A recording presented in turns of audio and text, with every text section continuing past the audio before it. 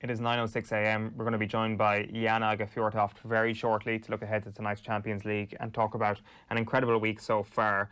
First, here's Graham Hunter on whether he believes that Barcelona can beat Bayern Munich tonight. No chance. Absolutely no chance.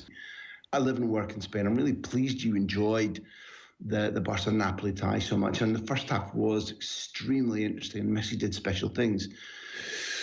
But I will own up that if Barcelona were to go through, even in these odd circumstances, in a one-off match against Bayern Munich, it would be one of the big surprises of my working life. And even though Busquets will come back, Vidal will come back, and even though there's now an outside chance that Dembele has some impact on the tie, the difference in athleticism and stamina, given that Bayern is packed with exceptional footballers too. Boy, for as much as football is drama, for as much as football will ram your words right back down your throat, I fail to see how Bayern can tie their laces together and fall over in this tie. Graham Hunter there speaking to us on OTB AM earlier this week. Delighted to say that Jan Aage Fjortoft is back on the show. How are you doing? Very good morning to you.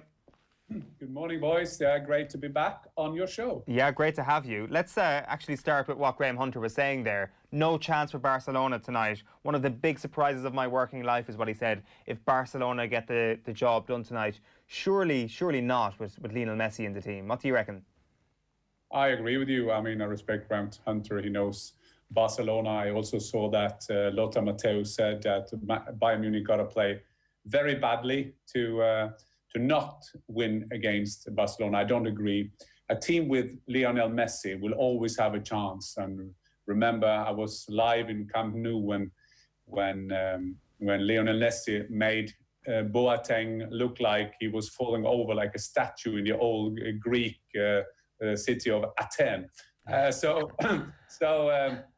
I don't see it that way. I said yesterday as well, when we all were discussing RB Leipzig against Atletico Madrid. We saw it then again. Atletico Madrid, the favourites to win that game. Leipzig knocked them out. Atalanta nearly knocked out PSG. And to imagine that Barcelona, the mighty Barcelona, yes, I know they are not so good where they were with Xavi and Iniesta, Messi and Suarez in top form as well the last years.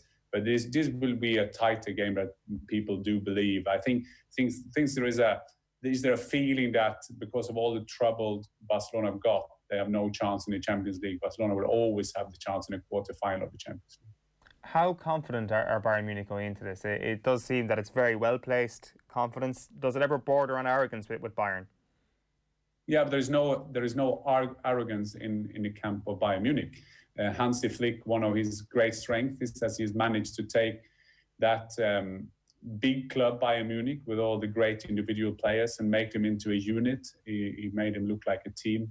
I have not seen one comment from any Bayern Munich player, any in the management of Bayern Munich, who has said that Barcelona will be a pushover. This is one game, is in a neutral ground.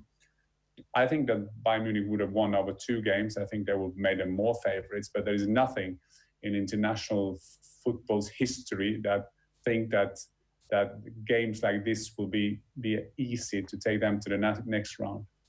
We've spoken quite a bit in recent years about how Lionel Messi really wants this Champions League medal again. It's kind of almost the opposite of how Real Madrid approached this season, where they really wanted a domestic title. We sometimes kind of forget just how important this is to Bayern Munich as well. It's not exactly like Bayern Munich have been racking up the Champions League in recent years. Very similar to Barcelona. There's been a bit of a drought, actually, when you think about how successful they've been at domestic level, how much they've seen Real Madrid succeed on the international stage, Liverpool on the continental stage, I should say, Liverpool getting the job done last season. The motivation for Bayern Munich to get over the line in this season's Champions League, I'd imagine, was one of their biggest objectives at the start of the season. It is, and as they're winning Bundesliga trophies after Bundesliga trophies, I'm not saying that getting boring, but you want a bit of excitement. I think that all neutrals want to see another German champion than Bayern Munich. Having said that, it's quite interesting now in the top of international football is that you have you kind of shared or put them into different drawers. I think that is the English word for it. Is the one hand you have all these clubs that have billionaire owners, where you feel shown in this transfer window with Liverpool, there are unlimited resources. There is limited resources also in the big clubs, but you have clubs like Liverpool or the English club that you can have owners that put money into the club. It's allowed. The Premier League allow them to do that. Fair enough. That's the rule. What they're doing. Then you have, on the other hand, you have the Spanish clubs where you don't know where they get the money from. they kind of always ending up having a lot of money to invest in good players, and they have the prestige that the player wants to play for Barcelona and Real Madrid. And then you have Bayern Munich, who is kind of the third category, because they have this 51 rule in Germany, who makes it a bit charming to watch German football on that angle, because the members will have the saying they have at least 51% of all votes in any decision. Okay, we know realistically that is something else, because Bayern got a lot of sponsors, they got a lot of big commercial partner, and we have, like we saw RB Leipzig yesterday, or somehow found a rule around that with Red Bull, of course. But it's quite interesting, because we tend to forget that this is the basic for the competition. And I think that's what it makes it charming, that a team like Tottenham, who kind of you are not sure which draw they are in. I mean, they're an English club with good money, but nothing more. And then they get to the Champions League final. And I think for everybody, Messi, imagine Pep Guardiola, who you will always say that Pep Guardiola, he can't win the Champions League without Messi. And then you have Messi, who goes around and think that I have to win more Champions League because I have people criticize me. Yes, I am the god, but I haven't won the World Cup, and now I haven't won the Champions League for so many years. And I think that is also a tribute to the idea of Champions League. We talked about it in the studio yesterday, that this system with all the teams going to Lisboa, it's fantastic. And there may be some people think, well, maybe we should always do this, to take the 8 best team to a tournament. But if we did that, that would kind of kill off the Euros, because this is fantastic what they're doing. I can't be there because of the COVID-19 and the situation in Norway. We can't travel as much as we want to. But for everybody else, and go to can you imagine in the future if all 8 teams were, like, say, placed in London and they played on a different neutral venues there? It's just a fantastic concept, and all want to win that. It's a really good idea. Like, it's been amazing for the television viewer, but the irony is that the television money would be the thing that would put the pin in that very idea, because UEFA will want their two-legged affairs. They will want the big, long, sprawling group stages. They want the Tuesday nights, the Wednesday nights. Do you think that could be a reality for UEFA to actually compress the season? Because it does seem that with the power of the television companies, it might not be a reality.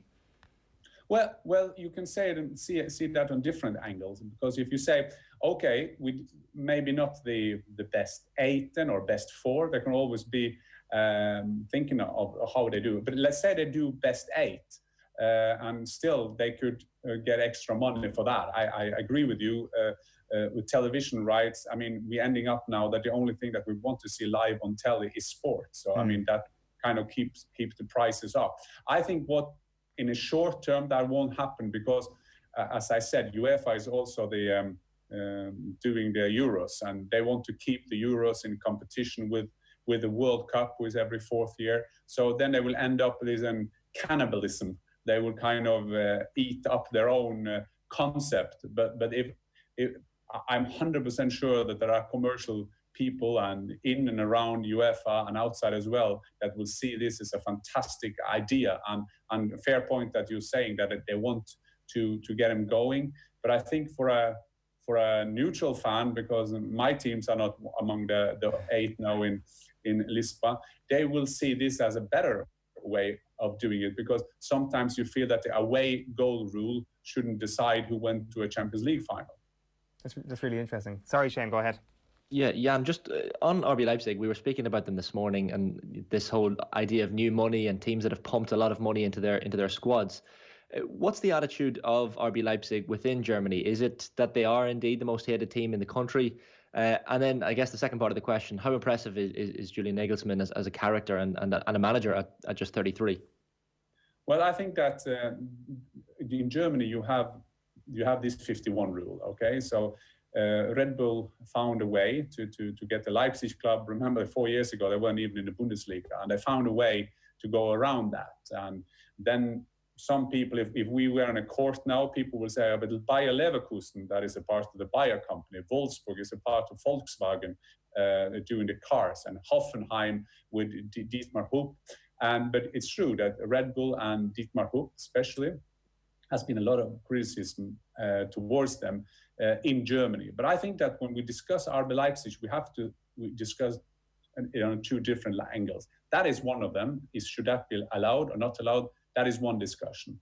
But there is a lot of clubs that had a lot of money that don't have the great culture and philosophy that Red Bull has made in Salzburg and in Leipzig. If you saw the players yesterday, if you went through their team and you saw the players they have acquired over the years, they have a philosophy of having young, quick players and trying to make good players into great players. So money aside, they could have gone from to go just get stars in. Imagine a Dane Paulsen. He's been there all along. He's been there since they were in third division. Sabitzer, he played at Rapid Vienna, a club I know very well. He was a good player, which was not a great player. Kevin Campbell, he was a player who had troubles in different clubs. He didn't succeed all the way, but Ralf Rangnick, who made their way of thinking, he just left the club now, but he made that into that all players they should get in should be young and quick. So that is point one. Point two is with Julian Nagelsmann. He is an amazing man. A good friend of mine, I used to play with Eintracht Frankfurt, is a guy called Alex Rosen, and he is now head of sport at Hoffenheim. And I remember some years ago, he said, Jan, there is a 27-year-old guy in our club. I mean, you must see this guy one day. He's a fantastic coaching talent. It's just like unbelievable how he organizes training, his idea about football. And that was Julian Nagelsmann. And then they gave him a chance in Hoffenheim, and the rest, as they say, is history. Can they compete at a Bundesliga level? Competitive balance is something that has been lacking possibly in German domestic football in recent years. We've seen Dortmund come close, but at the end of the day, Bayern Munich have a stranglehold on German club football. Can RB Leipzig break into that and create a title race in the next couple of years?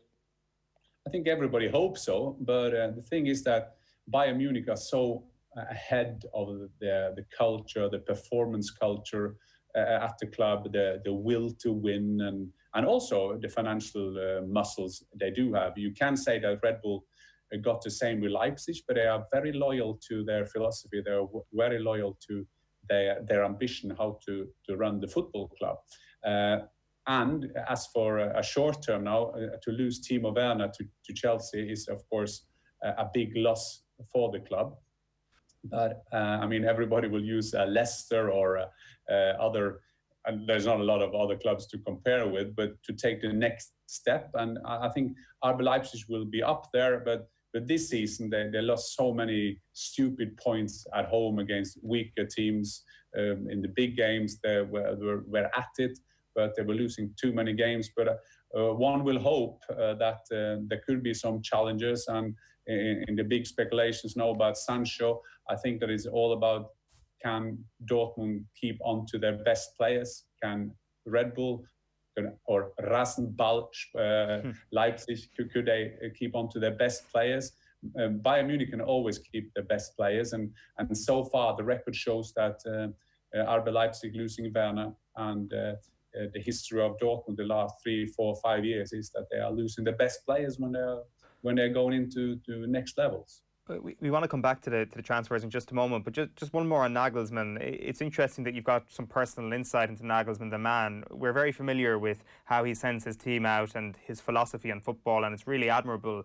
But how has his own mentality, his own personality allowed him to get to the level that he is at such a young age?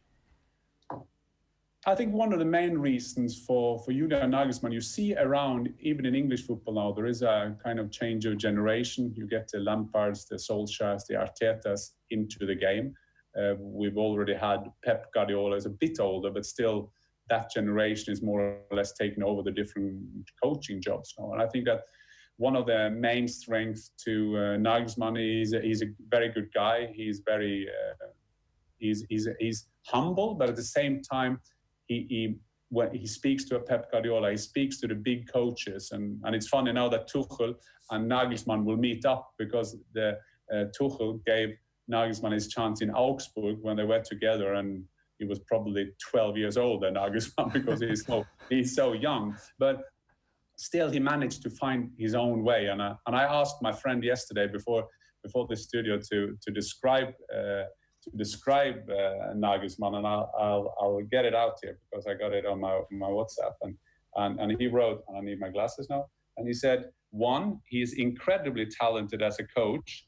2, he is natural authority and leader without any fear on the pitch. And 3, he is a wonderful person. And I said to him, can I take that quote into Twitter and say that you are the guy who found him? And he said, well, you can say that I found him, but I mean, a blind man will find Nagelsmann, because it was so obvious that this guy had a great talent for what he's doing. That's incredible. Like, he comes across as a very assertive man. And I've literally just said this about Bayern Munich, how you can be so supremely confident, and the danger can often be about when that borders on arrogance. It seems that Nagelsmann could find himself flirting with arrogance as well, but it never seems that he does. He just seems supremely confident in his own abilities as a manager. Yes, and I think what comes out at the end is that there is a way that he wants to play. This is the way we want to play.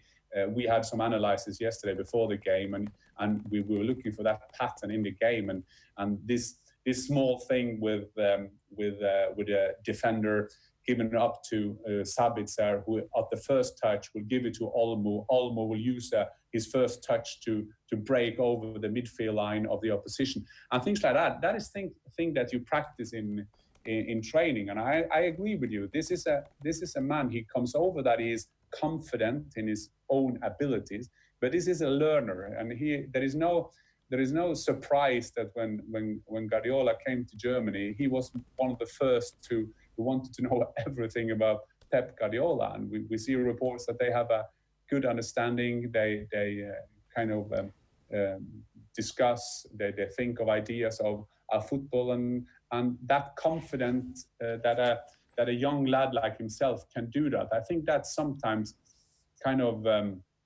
that the more experienced coaches, they like that, because what the great coaches have in common is that, and we sometimes forget that because we only see the big industry of football, but they have an unbelievable passion for football 24/7, and that is one of the secrets to their success. If you had to predict where the career of Nagelsmann is going to go next, where do you think it will go? Because if we assume that Leipzig potentially won't make the breakthrough into becoming a top 5 club in Europe, it might happen, but they probably still won't have the esteem of your Bayerns, your Real Madrids, your Barcelonas, or your Liverpools. Where do you think he goes next? Does he have a Pep Guardiola type trajectory in front of him in his career? Well, there's something that's hard to understand for people in England and UK especially, is that this going from a big club in Germany to Bayern Munich, they always tend to move, don't they? The players, the coaches. You'll never see people going very often from Liverpool to Manchester United, or remember Sol Campbell from Arsenal to Tottenham, things like that. That is a bit different in Germany. Having said that, I think that I can't see Julian Nagelsmann go straight to Bayern Munich. I think that Julian Nagelsmann will be kind of the symbol of the new kind of coach who speaks to a new generation. And it sounds like a cliche, but the new generation of players, they're a bit different, at least at my generation, is that they're more fragile. You have to kind of give them much more feedback than my generation. I remember I had coaches who said over the F word 50 times in a team meeting. If you did that with one of the young kids now, they will probably need a year out of football to come back to the game. What I'm saying is that I think that Julian Nagelsmann is kind of the guy who can lead the young generation, and why he will be interesting for a lot of clubs. He was already in talks with Real Madrid. They had a great dialogue, but at that time they ending up saying, well, okay, we have an understanding with Real Madrid, and Julian Nagisman said that if his timing is right, both for you, you need a coach, I have this possibility to come there, I will do Real Madrid.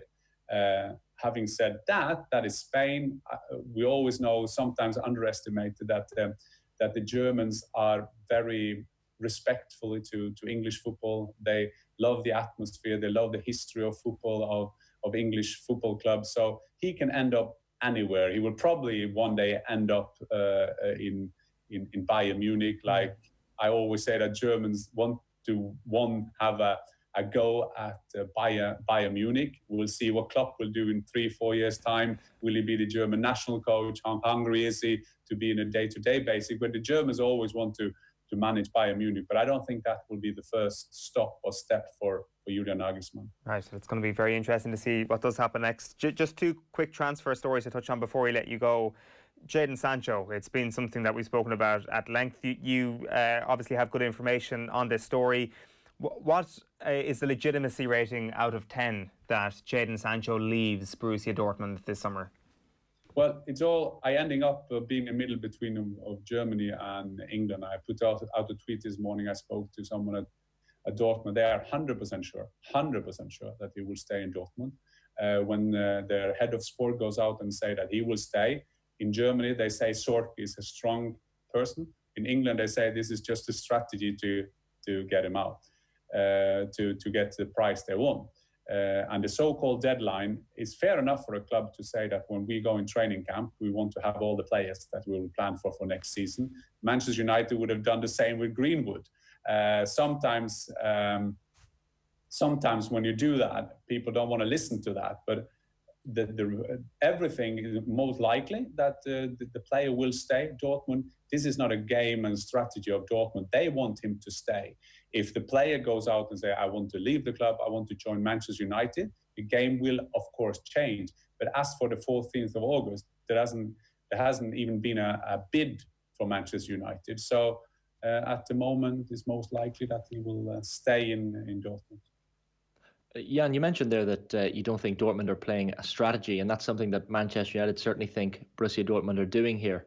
There is the argument to be made that with COVID and teams suffering a bit more financially, and of course Dortmund have spent money on Jude Bellingham from Birmingham City and Erling Haaland as well not too long ago, that they may need the money. And so is there a chance that perhaps they need the money and we could see a turnaround towards the end of the transfer window where they realise, okay, they're more open to discussions and to letting Jadon Sancho go to Old Trafford?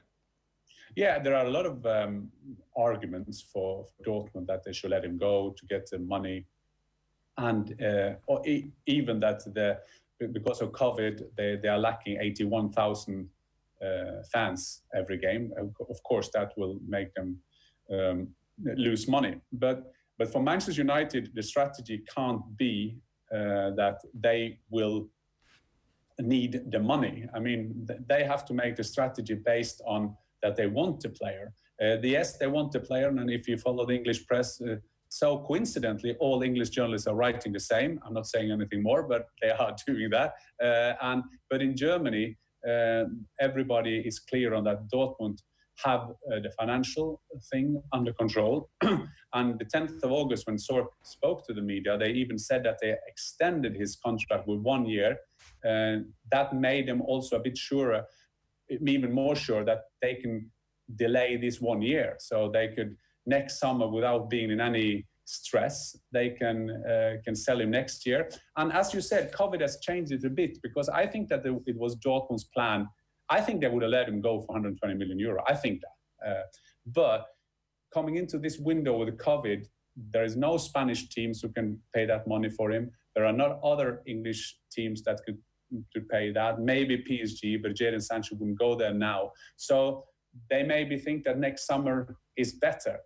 But all reports, because I think that the analysis from base of England is based that they had the same with Dembele, they had the same with Aubameyang, and that is a problem for Sork, because he said he wants to keep those as well, but they're ending up leaving Dortmund. But it's 100% sure that Dortmund want to keep the player.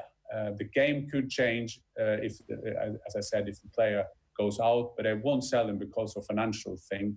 And I don't know Manchester United's strategy, but I hope it's not the only strategy is to keep get the player to go out and ask for a transfer, because every report shows now that there is a great dialogue between Team Sancho, including his agent. He was their best man in a friendly game. He's smiling but I know when I say that, English journalists and English fans, and Manchester United fans say, yeah, well, that is just a strategy to get him sold. So we'll see. We'll see who will have right at the end. It's actually a really fascinating transfer story. There's so many different wrinkles to it. I think, you know, nobody's going to complain if we get a full season of Erling Haaland and Jadon Sancho playing together as well. So if he stays put, nobody's going to be complaining in this part of the world either.